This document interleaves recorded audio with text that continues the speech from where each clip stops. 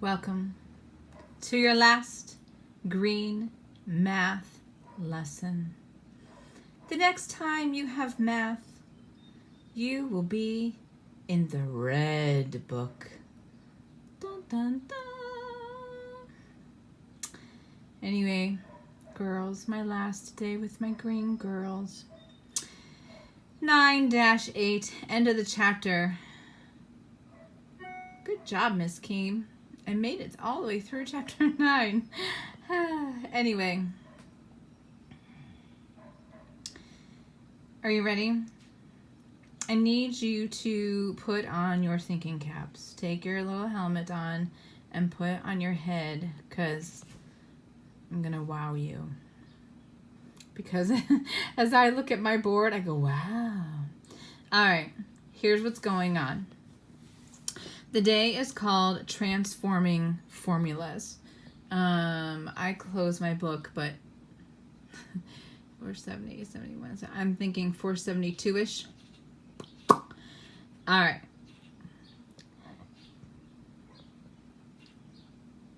Sorry, I'm thinking. When you have a formula, like a couple days ago you had I equals PRT, which you see on my board. Yesterday you had B equals P times 1 plus R to the T power. You've also had things more simpler, like area equals 2 pi squared. No, pi R squared, sorry. I get this confused, you guys know. You had chapter 8 that was full of different equations about how to find circumference, how to find perimeter, how to find area, and so on. What we are saying to you, me in the green book, is that you can manipulate a formula to be whatever you want it to be. Okay? For example, I'm going to take you kind of out of order on my board. A couple days ago, you worked on I equals PRT. Well, what if you know the I, you don't know the P, you do know the R, and you do know the T? This isn't the right formula for you. So you need to switch it all around so that you solve for P. You need something that says P equals. And what you do is what I have been telling you for 2 years, my girls. What you do on the left of the equal sign, you do on the right. Or will you do on the right what you do to the left? Here I started with, and by the way, I know that it's a blue marker, but the green one died. Sorry. It won't write on the board. Here I have my original, I equals PRT. PRT is multiplying. And so you must do the opposite, which is division. So I take my division bar and I divide out R and T. That will, I think I have to sneeze. Oh, what an odd moment. Whew. Anyway, so these cancel out. And what you do to the right side, you do to the left side. So I divided RT over here. This makes me get P all by itself. And I just flipped it around so it was user-friendly. P equals I divided by RT. So when you have the I and the R and the T, you'll plug all your numbers in and you'll get the P.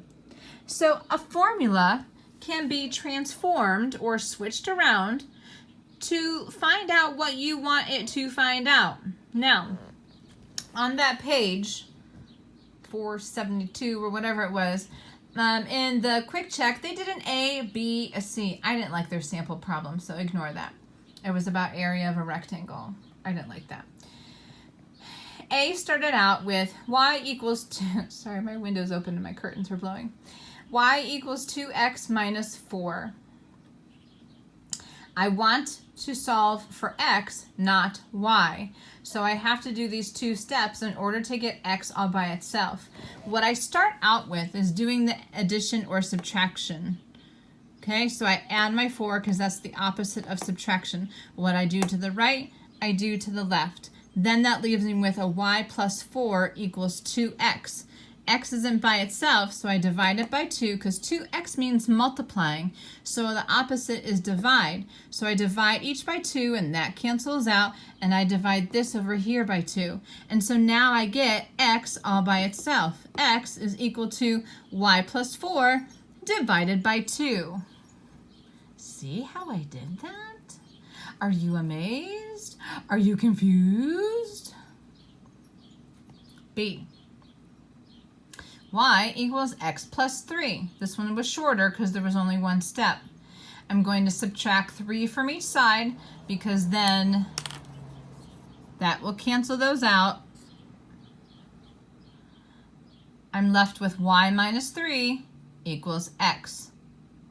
So in the first one, I was solving for y. Now, just by switching it, your book calls it transforming.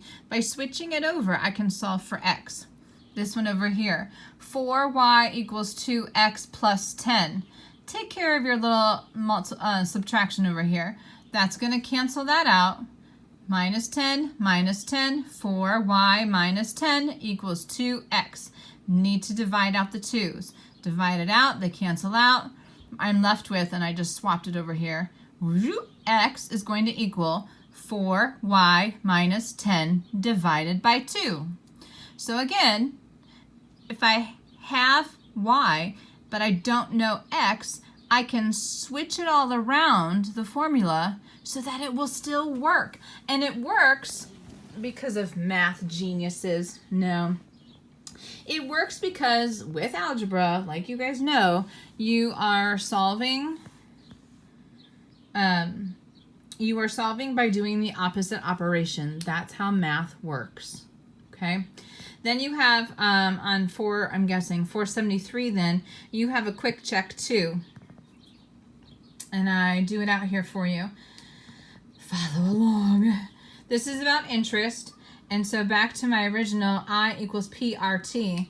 What they tell you is that your interest is $120. The T time, they talk about doing something annually. Annually means 1 year. There's your time, 1 year. Your P is you started out with $2,000. Your R is what we don't know. So instead of having I equals PRT, I need to have R equals blah, blah, blah. Okay, so let's solve for the blah, blah, blah. So I'm going to plug it in like it originally is in I equals PRT. I equals PRT.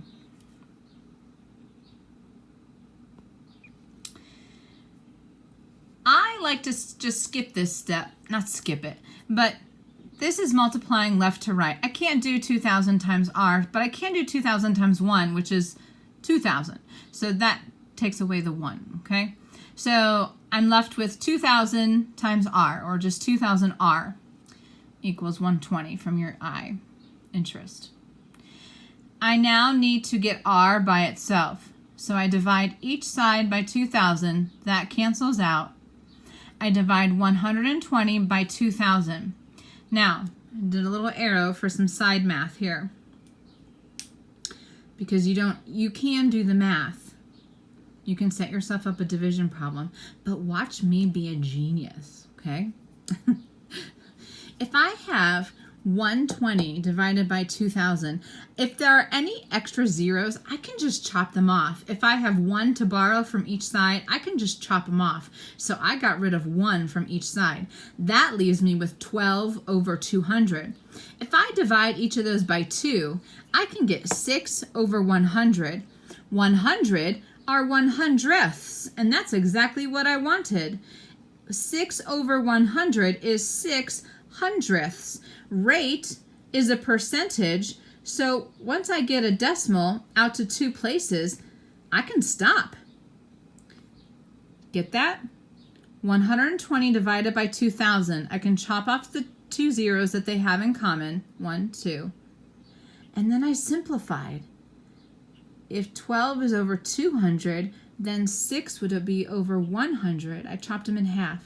6 100ths is 6 100ths, which is 6%, which is how we write rate in a percent.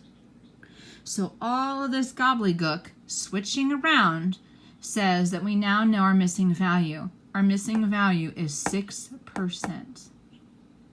Woo!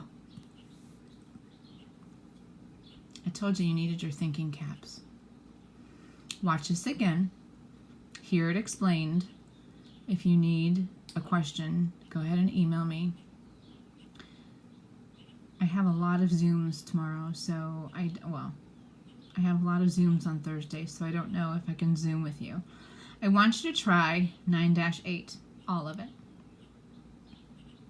The top is doing like my top. They give you a formula and they want you to switch it around, okay? You're not even solving. You're just switching. I call it switching. Your book calls it transforming. All you're doing is switching. It's like what I did over here. Solve for P. They'll tell you like solve for T, solve for R. They're not going to tell you solve for I because you don't have anything to transform, silly. I want you to try all of 9-8. And I'm going to grade you based on did you try it or did you not? Now you are my green girls and I know that you're going to try. Some of them are tricky and I don't want to hurt your brain before you become 7th graders, but I want you to try. And so you will get lots of points for trying and sending this to me. This is going to have to be a picture one that you send to me. Okay? So 9-8, this is the last thing that I will make you do in green math.